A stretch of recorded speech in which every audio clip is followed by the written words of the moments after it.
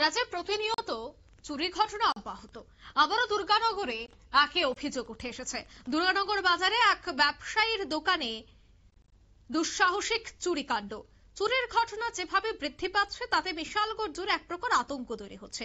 গতকাল রাতেও বিশালগড় থানাধীন দুর্গানগর বাজারে জসিম হোসেনের জুতার দোকানে দেখা যায় যে চোরের দল প্রবেশ করে প্রায় ৩৫,০০০ টাকার জুতো নিয়ে পালিয়ে যায় বলে অভিযোগ। এবং আজ সকালে যখন দোকান মালিক এসে দোকান খুললেন তখনই গোটা ঘটনা দেখে চোখ কপালে উঠে যায়।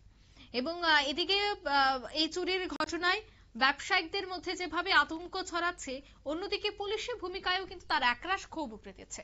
কারণ বিশালগড়ে যেভাবে অহরহ চুরি হচ্ছে তাতে পুলিশ নিষ্ক্রিয় ভূমিকা পালন করছে। কোথায় রয়েছে পুলিশের পেট্রোলিং এর জন্য যে বাইক প্রদান করা হয় বা টহল দেওয়ার জন্য যে পুলিশ আধিকারিকরা দায়িত্ব পালন করেন, তারা কোথায় থাকেন এই রাতের বেলায়?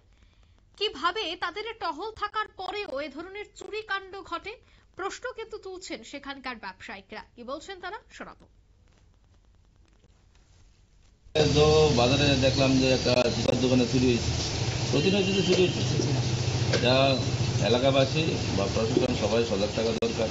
একটা কুচক্র চলছে, বিশেষ করে যারা নেশাগ্রস্ত অবস্থায়, আমার মনে হয় তারাই এই চক্র জড়িত।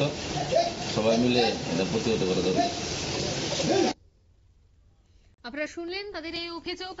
মূলত পুলিশের নিষ্ক্রিয় ভূমিকায় একদিকে কিন্তু তাদের মধ্যে ক্ষোভ, অন্যদিকে যারাই এই চুরি কাণ্ডের সাথে যুক্ত রয়েছে তাদের মধ্যে বেশিরভাগই নেশাখোর এবং নেশার সরঞ্জাম জোগাড় করার জন্যই তারা এই ধরনের চুরির মতো কাজ করে থাকে বলেও এলাকাবাসীদের দাবি।